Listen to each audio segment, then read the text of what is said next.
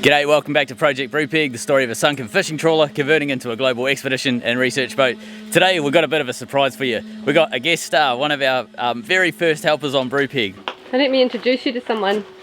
Ta-da! Oh, g'day. This is Don. So Don gave us a hand when we very first bought Brupeg. He helped us build the skeleton of what is now the cabin and the rear roof, as well as a bunch of other little things around the boat like gates, and he helped replace part of the side of one of the bulwarks. So it's awesome to have Don back. It's been what, 6 years now, eh? Yeah, I knew you for a couple of years before I come here and help you here. Yeah. So we were living in the same anchorage, weren't we, for a couple of years. So Don's been on his boat for the last 6 weeks by himself. So he's self-isolated quite well, and he's sailed into Bundaberg, parked up in the pond just over the road from us. He's going to give us a hand today on the boat. That's awesome. Thanks, Don. No worries. So you've been seeing over the last couple of episodes we've been building our anchor. We had to do that and take a break off the stabilisers because we were waiting on some parts to be machined. But the anchor has come back from the galvanisers. It's looking shiny and lovely. With that bit finished, we can put that aside. Don't need to do any more work on that.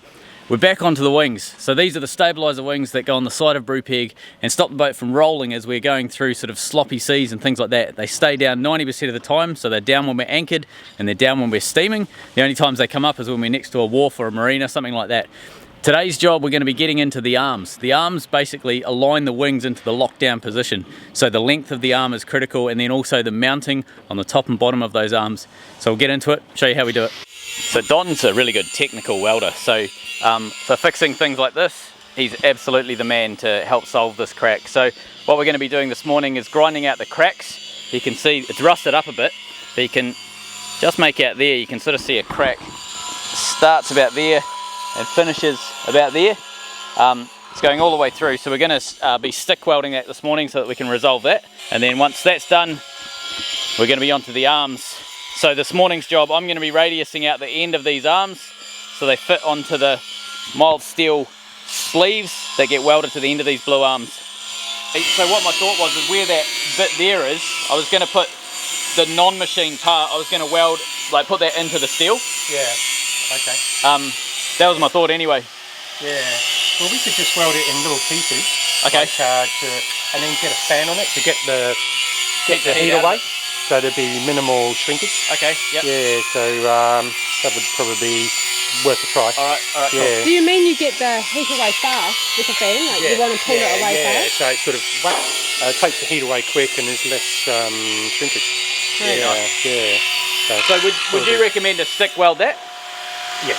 Okay. Totally, yeah. Okay, why is that? Well, it's okay if you've got a really big MIG, yeah, because you get more penetration. Like getting the heat in fast sort of thing? Yeah, the stick is inherently stronger. Okay. Yes. Not unless you've got a pulse MIG. Right. With a big amp. I can turn the power on and off. just how many seconds do you want the pulses apart? Yeah. Power cord. Yeah. Oh well, we'll have a look at that I'm later. assuming those rods are too big for this. I've got some smaller rods there. Yeah. The same. That'd be cool. Yeah. Okay then. We'll crack on with that one. Cool. Yeah. Lovely.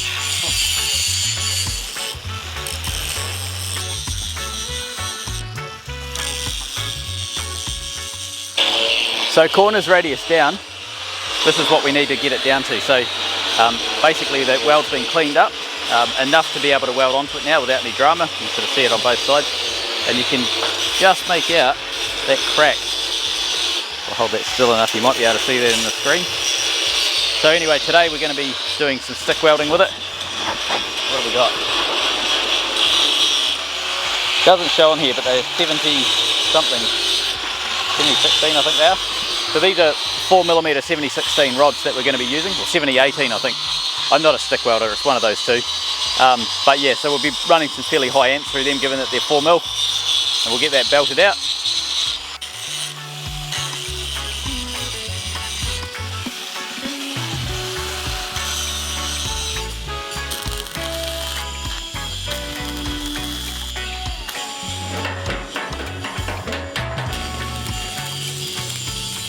Still playing up?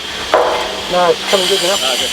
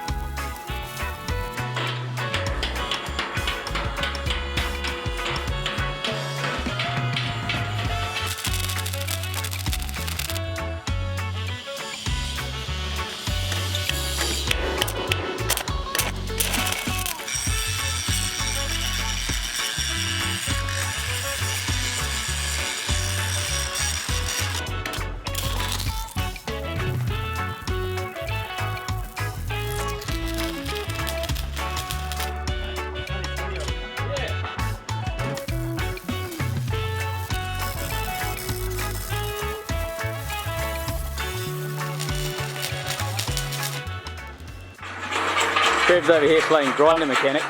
Again, this is becoming a regular feature of the show. So this is our 1100 watt AEG, which is the big grinder that we own, or big 5-inch grinder that we own. It's an awesome little machine, really powerful and good for like long run grinding. But it's doing some funny things. It's switching on and off quite a bit when we're just using it regularly. So we think it's probably got a loose connection somewhere that we need to resolve. Looks like we're all set there. They're all done. Oh, good. They'll get up there. They'll pinch all the heat out of that weld. These are low hydrogen bottles. No hydrogen bottles. They're all done, Dave. Nice. Yeah. Oh, it's bloody awesome. Yeah, it only needs one pass actually. Yep. Do you want it cleaned up a little bit more? I could just get it with a grinder. Yeah, it's just there.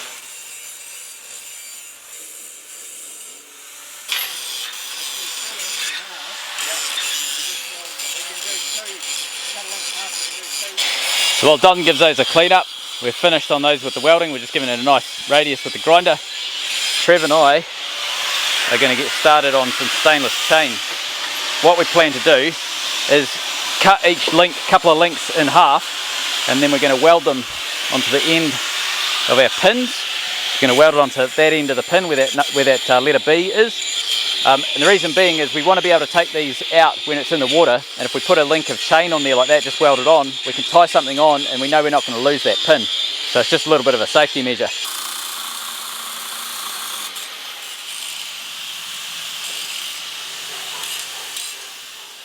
With restrictions lifting, we stopped for morning tea and Em from another quarantine boat joined us. I'm shit at explaining. Like I'll say, oh, we're going to do this. We'll build a slider. We're going to do a thing like this. It's real simple, guys. It's Yeah, exactly. I mean, obviously it's going to slide up and down, exactly, and everyone's like, you're going to build a what? And I'm like, oh, for fuck's sake, where did you draw a stop? diagram. We've got to do more than that. That's what I'm at. So I'm doing the Okay, so what I'm thinking, right? We've got 150 by 50. So we've got our 3 box like that. I'm thinking of coming down like that.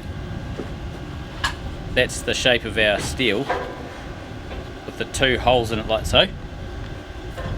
But we have to just figure out how big are we making that. When the plate's going to sit here Yep. with the bolts in it. Yep. It's on the downhill. So you got your arm there and the plate down, because as it comes down the slider, you need it to lock into the equivalent bit on the deck. I'm thinking maybe that's a 150 as well. We cut it just a square, and that'll give us whatever that is. So that 100 mil there. That'll give you 100 mil. which how much does that work out to be with the bolt? So 100 mil less 32 is 68. what's that in half? Half of that's 34 either 40. side. 34 either side of the hole. That's enough, isn't it? Because we've got a 32 mil hole. So we'll use that 1.25 inch stainless. So the piece that goes onto the ship can be wider. Yeah, yeah, and we should do that so that the doubler is 1/2 metre wide.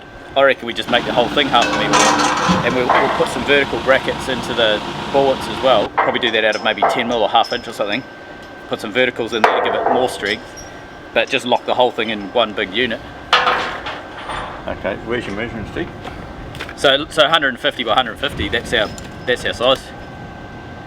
Oh no. Yeah. So we just need 2 of.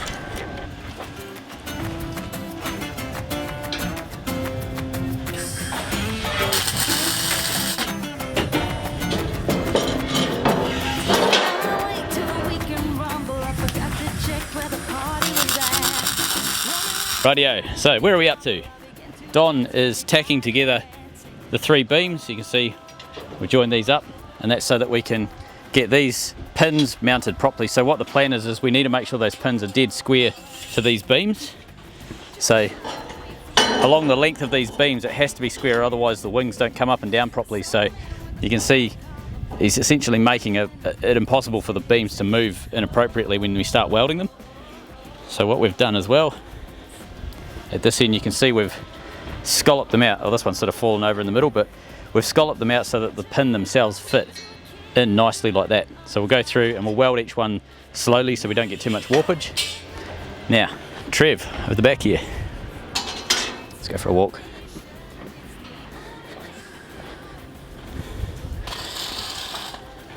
Over here, Trev has got our big plate of steel.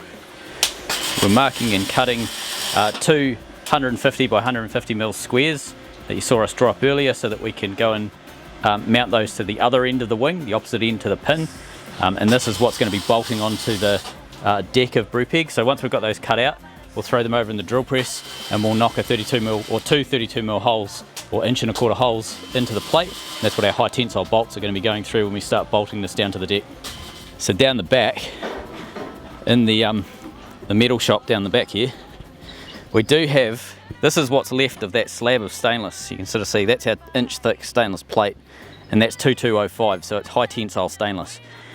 What we're going to do, we're going to, we'll cut 2 squares out of that, so they'll be 150 by 150, something like that, or maybe 100 by, what is it, 150 by 100, something like that, and we'll end up getting that drilled and tapped in town to 32mm. What's that, UNC 32mm, and we'll put 2 steel high tensile bolts in, not stainless. That's going to be mounted onto the deck of Brupeg, and then the mild steel that Trev down here is cutting is going to be mounted to the arm, so that we don't have any stainless on stainless, because that was awesome last time. But we will be using the 20mm mild steel to build a lot of the bracing and everything that holds that stainless plate to the boat. So the mild will be used as the structural component, and the stainless will be just used as the mating surface. One thing I was a bit worried about was rust and things like that, like rust coming down the side of the deck and all that sort of carry on. So Trev's just come up with a brilliant solution to that, is where the mild steel, where the high tensile bolts are going to be going through a mild steel plate and then cranking up tight into a threaded stainless component, we're going to put basically a stainless washer, and we'll tack weld that onto the mild steel, so that the bolts themselves are only ever going to be touching stainless. So then we can limit rust and things like that coming down the side of the boat, and we don't have, you know, disgusting stains everywhere. I can hear noises down in the engine room, so we'll go and do an investigate. Hello. Jess is doing another tour of the boat. Admiring your handiwork. What are you up to? Looking at the big baby. I'm drooling. I'm drooling with all the space and the idea of the workshop. And It'll fill up. we're talking about veggie oil and you know, conversions. Yeah. Filters and stuff. Yeah. It's interesting. Yeah, he was doing veggie oil as a possibility as well. Oh, nice. Yeah, nice. I've already got the switch over and that. Yeah. Filtering capacity. Nice. Awesome. How are you guys going? Good. Trev is cutting out the mild steel that goes on the boat end of the arms. Oh, lovely. Don is welding the pin into the 3 beams. Oh, really? Yep. And then You're on time, that's good. I'm about to start on aligning the hinge for the wing number 2. And then once Don's finished the arms, we're going to put the bung in the last wing, and then we're ready to go for when Bruce arrives to weld everything back on. All right. And our arms are finished. So the Arms will are be on in finished. 2 weeks. Yeah, so 2 weeks we'll have functioning wings. That's amazing. With 2 guys here doing engineering with me, I feel like I haven't done anything. They've been doing all the building. I've just been running around with cameras all morning. But I think we'll throw that into the wind and get stuck into some engineering. Righto, I got to get this pin fitting. So Don's already had a go with a file. I don't know if it's going to fit. He might have already got it in there. But we need to get our acetal sleeved pin to slide into that hinge now, so that we can get it lined up. We need to get this hinge here welded on to this doubler over here. So we'll give that steel a clean up, and we'll eventually all get it tacked in there, ready to go for when Bruce turns up, so that he can weld it with his 309 sticks.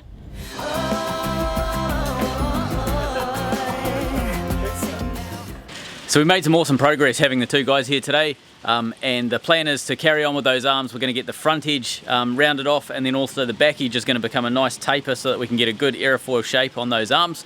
We've yet to do that, and then we also have to figure out the mounting bracket at the end that bolts onto the arm. We didn't quite get to that today. We thought we would, but we didn't get there. So still a lot more work for us to do, so see you next time.